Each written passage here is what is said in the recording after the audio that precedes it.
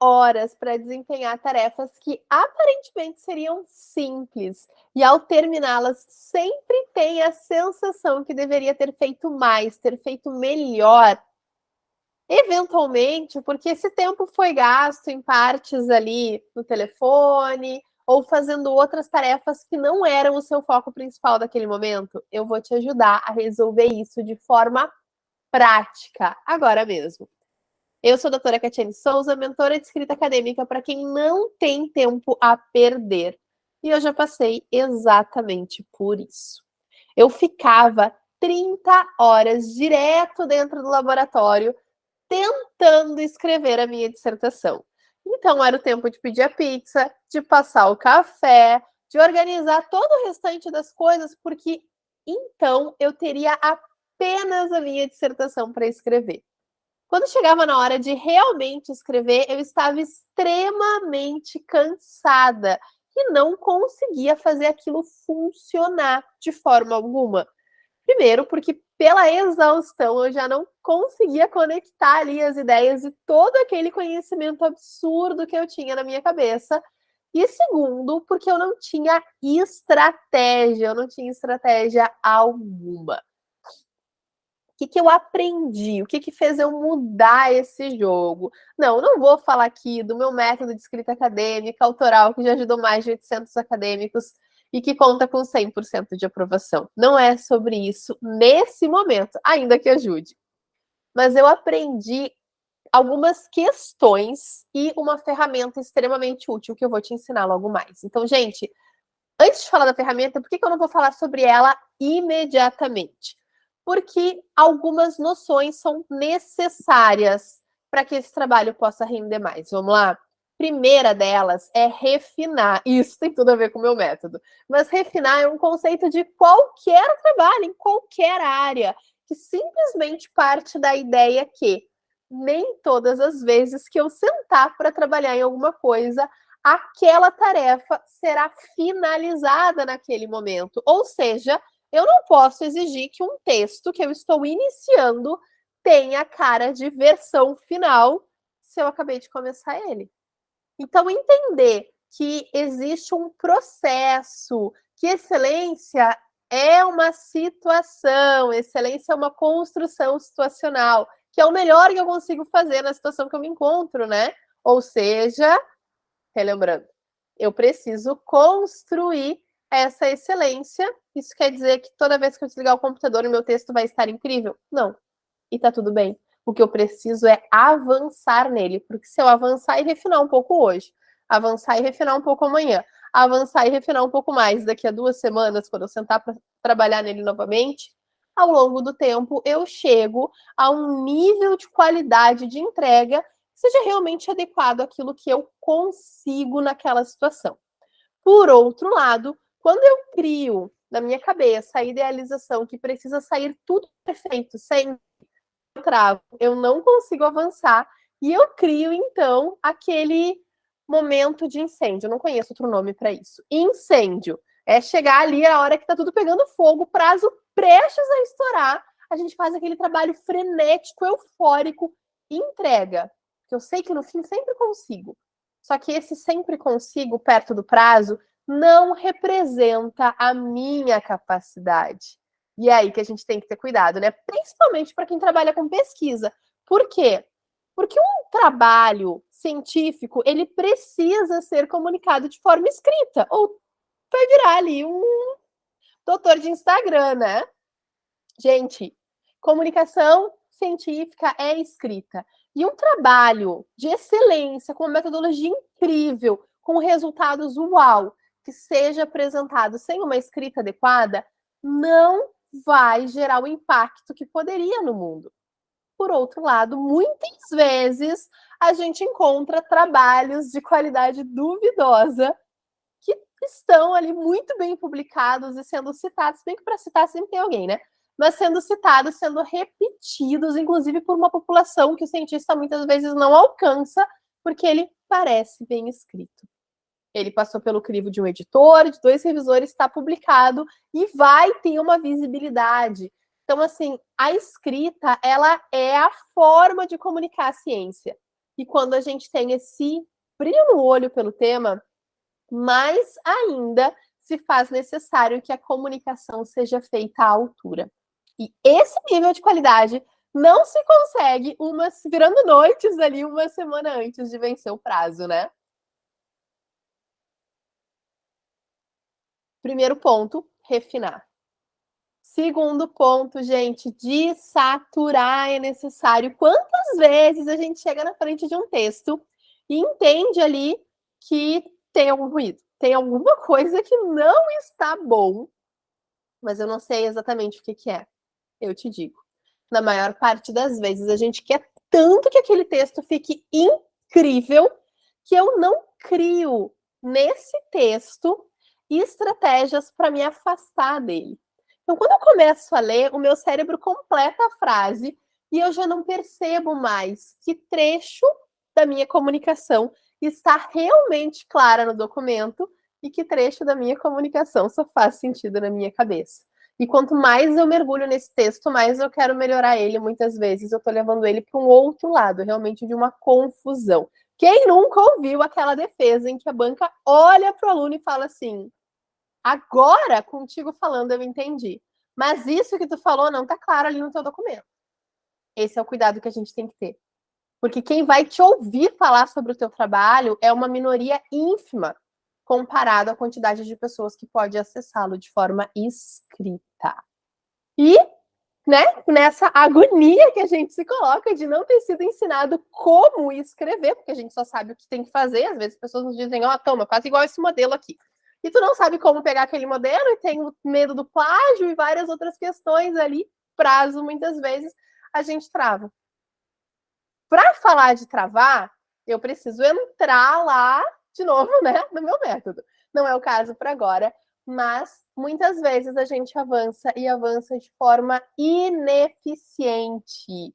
Então é importante eu pensar no pouco todo dia, que é muito melhor do que muito de vez em quando, mais ainda quando esse de vez em quando é perto do prazo de entrega. E é importante a gente ter estratégias que vão realmente me levar a avançar nesse texto. E é isso que eu vou te ensinar agora. Essa ferramenta ela se chama blocos de hiperfoco. O que eu vou ensinar para vocês é uma adaptação da ferramenta original que eu aprendi com Jerônimo Temel. Então, como vocês sabem, na integridade exala na pele, sempre que vocês me verem trazer, ensinar algo que não é meu, autoral, 100% autoral, vocês terão acesso à informação de quem foi a fonte, se está puro ou se está adaptado. Normalmente eu dou uma adaptada porque a realidade do acadêmico ela precisa de um olhar mais singular, né? Mas certamente vocês me verão dizer da onde isso saiu. E eu não preciso dizer que eu exijo mesmo com tudo que eu construo, com toda a minha propriedade intelectual, né, galera? Mas falando do hiperfoco especificamente, o que eu preciso fazer, Kátia, para render mais? Tu vais determinar blocos. Gente, mais do que 3 ou 4 horas direto, se a gente fizer 3 ou 4 blocos de hiperfoco, o rendimento ele aumenta absurdamente. A gente já tem aí alguns estudos que trazem o quanto o nosso foco, a qualidade do nosso foco diminui ali quando começa a se aproximar de uma hora direto. E eu tenho algumas alunas de mentoria que elas dizem assim, mas Kati, eu consigo trabalhar bem por 1h30, 2 horas. Beleza, daqui que tu faz um intervalo. Depois eu volto e trabalho mais 1h30, 2 horas. Tá, mas como é o teu trabalho nesse segundo bloco? Ah, daí eu já não rendo tanto. Ou seja, vamos manter esse nível de qualidade de entrega, de processo adequado ao longo de todo o nosso trabalho através dos blocos de hiperfoco. Então, assim, gente, 40 minutos. 50 estourando. Por que 50 estourando, né? Porque às vezes a gente tem ali aquelas pessoas que passaram, como eu, como o Guto, tardes tendo uma disciplina lá de 4, de 5 créditos no PPG presencial cansativo. E a gente aprendeu, de alguma forma, a ligar o cérebro e manter ele ligado por mais tempo. Dá para botar 50 minutos, mas não passe disso. Cátia, posso fazer bloco de hiperfoco de 20, de 30? Pode. O que importa aqui é a qualidade desse tempo e não a quantidade. Ou seja, é um tempo onde eu foco no que preciso fazer, ao invés de me distrair com outras coisas, fazendo o que a gente conhece tão bem como hora bunda, né? Porque hora bunda não me adianta, não me ajuda a avançar no texto. Um bloco de hiperfoco de 20, 30 minutos com qualidade, se for feito todos os dias, Pensa bem, se tu tivesse feito isso desde o início, de que forma o teu texto estaria nesse momento? Mas, retomando, como fazer esse hiperfoco? Como funciona isso? Determina o tempo. Eu vou trabalhar aqui com 40 minutos, que seria aquele ideal, mas reorganiza aí esse período de acordo com a tua realidade. Vocês sempre vão me ouvir falar de coisas que são adaptáveis à realidade de cada um. Tanto que eu não trabalho com curso gravado por isso, para poder trazer esse olhar personalizado, esse olhar que diz, olha, no teu caso, olha, para ti, com a tua competência, com a tua habilidade, na tua situação, com esse prazo, com esse texto, é sobre isso, né? Acompanhamento. Aqui, um vídeo do YouTube, onde vocês estão tendo um pouquinho de acesso, um pouquinho do gostinho de como isso funciona através de uma ferramenta. Então, determinei ali meus 40 minutos do bloco de hiperfoco. Eu vou colocar um despertador no meu celular. Gente, é despertador mesmo. Sabe por quê? Porque quando a gente chega em determinado momento e começa a cansar da tarefa, a gente começa a olhar para o relógio. Quanto tempo falta? Nossa, achei que tinha passado um monte de tempo, passou só 10 minutos. E a gente acaba entrando nessa fuga de controlar o tempo. Então, ó, timer de 40 minutos, celular longe da minha visão e no silencioso. Silencioso é importante por quê? Porque se ele não estiver no silencioso, eu vejo uma notificação, eu abro o celular, daí eu já vou ver outra coisa, daí eu já vejo outra notificação que eu não tinha pitado. E foram os 40 minutos e a gente nem percebe. Ah, mas Kátia, olha só, eu tenho uma situação, tenho filho, tenho pais, tenho clientes que podem, pacientes que podem estar querendo falar comigo. Ótimo, deixa teu celular tocando só para ligação e avisa para essas pessoas. Quando eu estiver trabalhando assuntos urgentes por ligação, se for mensagem, eu respondo em até 40 minutos. E olha só, eu sei que em 40 minutos eu vou sair dessa situação de hiperfoco. Então, será que aquela mensagem ali que vai chegar, porque eu não preciso ficar olhando para o telefone, ela precisa ser respondida em menos de 40 minutos? Se sim, oriente essa pessoa a entrar em contato com vocês via ligação. Então, por 40 minutos eu posso não olhar meu WhatsApp. Por 40 minutos eu posso não olhar as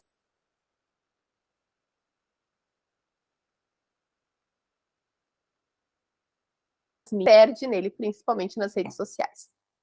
Segundo ponto, vocês vão pegar um papel e uma caneta e vocês vão anotar. Anotar todos os teus tem quês. Tem quês são grandes ladrões de energia. Por quê? Porque eu tenho que arrumar as roupas que estão em cima da minha cama. Eu tenho que revisar o projeto para mandar para o comitê de ética. Mas eu não vou fazer isso agora. Só que isso está ocupando a minha mente, porque eu também não posso esquecer que eu tenho que. Então, o tenho que ele nos tira do momento presente. Anota lá, então, todos os teus tem quês. Deixa essa lista à vista o suficiente, mas não muito perto também, para não ficar ocupando a cabeça. E tudo que a gente for lembrando ao longo desse período, a gente vai lá e anota novamente nessa lista. Então, eu já tenho ali isolado 2 fatores de distração, que é o meu celular, as notificações, redes sociais, conversas no WhatsApp, e essa ocupação das coisas que eu preciso fazer. Meu computador, o que eu vou fazer com ele? Tirar todas as notificações também e fechar todas as abas que não sejam diretamente relacionadas à tarefa que eu irei executar naquele momento. Então, vou sentar para fazer isso, tudo que não tem a ver com isso, tá desligado, tá fechado, não vai ali me atrapalhar. Isso vai manter, então, o meu foco, né, no isso. No, na ação, nessa tarefa que eu defini. Veio uma, nossa, preciso colocar a roupa a lavar, preciso mandar o dinheiro da conta de luz. Gente, precisa ser feito agora, é um incêndio, a panela de pressão que tá no fogo vai ter que levantar para desligar. Levanta e vai, né? Agora, em qualquer outra situação, se pode esperar 40 minutos, anota, descarrega lá de novo no teu papel e responde mentalmente. Por apenas 40 minutos eu posso não pensar sobre isso. São 40 minutos focado naquela ação. Terminou o tempo, meu celular despertou. O que eu vou fazer? Eu vou definir, tô terminando o parágrafo, vou só acabar aqui rapidinho, acaba, mas não te estende. fechei o tempo, fechei meu timer, o que eu vou fazer agora? Se eu tenho uma situação de trabalho ou de acompanhamento mais próximo dos meus pacientes, quando é o caso, né, dos meus alunos ou de algum familiar, eu dou uma olhada rápida nos meus aplicativos de mensagem, vejo se tem alguma coisa urgente para retornar. Faço isso pontualmente e largo esse telefone. Por que eu faço isso? Porque descanso em tela não é computado pelo meu cérebro como descanso. E mais do que o hiperfoco durante o trabalho, é importante também eu fazer um hiperfoco no intervalo. Então, eu vou olhar para a minha lista e vou ver, tem alguma coisa aqui que eu preciso fazer pontualmente? Ah, não, não tem nada. Ok, vou fazer meu intervalo. Então, eu vou fazer ali um intervalo, né? Eu já olhei o telefone, já fiz tudo o que precisava nessa virada entre bloco de trabalho e intervalo, eu vou colocar novamente, ó, um timer, gente, 15 minutos. Por que esse timer do intervalo é importante, Kati? Porque muitas vezes acontece a mesma coisa. Eu tô ali, eu vou tirar 10 minutos para um cafezinho. Lembrando, né? Tempo em tela não conta. Eu passo lá o meu café, que por sinal já acabou aqui, e eu fico olhando para o relógio, porque eu não posso perder o tempo. Então, são só 10 minutos. Quanto já passou? 5. Quanto já passou? 7. Quando eu coloco um timer e largo o meu telefone, eu sei que eu não vou me perder. Daí eu começo a ter ideia. Se eu tiver uma ideia muito, nossa, foi um insight bombástico, o que eu faço? Mesmo processo do bloco de hiperfoco de trabalho. Eu registro ele para não esquecer e me foco novamente nesse meu intervalo. Para o café, para olhar pela janela, para botar o pé na grama, para olhar o sol, para brincar com o cachorro, para conversar com mais alguém que esteja em casa ou no laboratório. E, feito isso, eu foco todo esse intervalo em realmente descansar por apenas 15 minutos e sem precisar controlar tempo, porque o celular vai despertar. Então, são 15 minutos que eu me proponho a não pensar nas tarefas que eu preciso fazer, porque eu já tenho elas registradas, eu não vou esquecer, e porque eu preciso desse tempo para voltar novamente recarregada. Vai no banheiro, pega um copo d'água, pega o teu café, faz um chimarrão para quem é aqui do sul e retorna ali quando o celular despertar. Despertou o celular, define, vou fazer um novo bloco de hiperfoco na mesma tarefa ou vou fazer uma tarefa diferente. Se tiver mais alguma coisa para anotar ali na hora dos insights, né? Já anota. Se tiver mais alguma coisa para anotar na lista do Tem Que, anota também. Coloca o teu despertador mais uma vez em 40 minutos, celular longe, no silencioso, e pega a tua lista de insights, vê se alguma coisa precisa ser implementada nesse momento ou registrada de alguma forma que não num papel ali para que tu não percas, e então entra novamente nesse modo. O que são desafios para isso, né? Quando a gente entra nisso, mas tem muita dificuldade de começar. Então, para quem tem dificuldade em começar um hiperfoco, o que precisa fazer? Precisa identificar aquilo que te leva a se perder.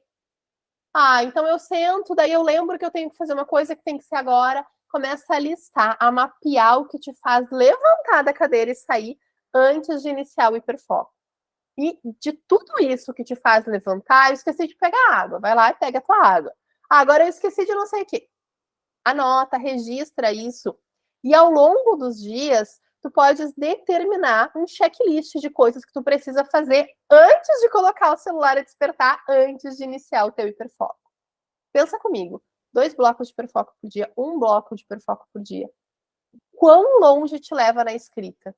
O quão melhor é isso do que ficar travado em frente a um computador, buscando inspiração na linha do tempo do Instagram, esperando lá, né, um milagre, que às vezes a gente fica, não, eu sei que não tá funcionando, mas depois vai. Esse depois vai, com certeza, vai ter uma consequência, né? Que é a qualidade não ser representativa de tudo que tu tinhas a oferecer. É isso que tu quer mesmo para esse trabalho? Porque se não é, tu precisa de estratégia. Não adianta a gente fazer as mesmas coisas e esperar por resultados diferentes. As mesmas ações levam aos mesmos resultados. E se o ambiente que a gente se encontra não está oferecendo aquilo que a gente precisa para o resultado que a gente quer, ou para o processo que a gente quer, porque às vezes o resultado é um diploma de doutorado e tá tudo certo, de mestrado, do que for. Só que o processo não está alinhado com aquilo que eu considero que seria o ideal, busca alguém que te ajude a encontrar esse processo que esteja alinhado contigo, com a tua vida, com a tua rotina, com os teus valores, com aquilo que para ti é importante e vai continuar sendo importante daqui a 5, daqui a 50 anos. Eu faço isso diariamente. Estratégias de escrita, estratégias de competência, desse olhar individual, dessa habilidade. Uma pessoa que tem muita facilidade na comunicação e não consegue colocar no papel, precisa de um direcionamento para usar a habilidade que ela tem. E, então, trazer isso pro documento. E para essas questões relacionadas ao controle. Então, acabei de descrever para vocês aí os 3 pilares do meu método: condução, que é o passo a passo; competência, que é esse olhar para a habilidade individual; e controle, que tem a ver com, ou tu controla a tua escrita, ou tu será controlado por ela. E eu só consigo controlar quando eu crio estratégias e quando eu tenho segurança de que eu vou encerrar esse vídeo, de que eu vou desligar o meu computador e de que eu fiz o que precisava ser feito hoje. Ou seja, eu não estou devendo, eu não estou culpada. E eu sei que amanhã eu vou avançar mais um pouco e depois mais um pouco, e que a consequência disso é cumprir de forma indiscutível o meu prazo com a qualidade que eu vislumbro para essa minha entrega. Se tu não sabe como fazer isso, se tu precisa de ajuda, me acompanha nas redes, cola aqui no canal também, esses vídeos serão mais frequentes e eu vou trazer muita novidade, muita coisa diferente do que a gente costuma ver na academia, gente, porque eu me nego a ensinar conteúdo de metodologia igual ao que vocês viram na disciplina. Conteúdo de horas e horas, e vocês que se virem procurando aquilo que serve. Eu me nego a ensinar aquilo que vocês podem encontrar no Google. Aqui, o que vocês têm são estratégias testadas, validadas por mim, pelos meus mentorados, pelos meus alunos. São estratégias autorais de escrita que vocês não vão encontrar em nenhum outro lugar. Então, dá mais uma olhada nos vídeos, me encontra lá nas outras redes, eu estou em todas elas. E em breve, vocês verão novos conteúdos por aqui. Quando tiverem oportunidade, manda ali uma dúvida, algo relacionado a esses conteúdos de escrita, de produtividade, de como melhorar o teu rendimento a partir das tuas competências, dos recursos que tu tens. E com certeza eu ou a minha equipe teremos muita alegria em poder te direcionar, em te ajudar. E se tu entende que precisa de ajuda na escrita acadêmica, não deixa de mandar mensagem aqui no link, falar com o Guto, falar com alguém do time, marcar uma conversa para que a gente possa explicar todas as formas que a gente tem de te ajudar nesse desafio. Tu não precisa passar por isso sozinho.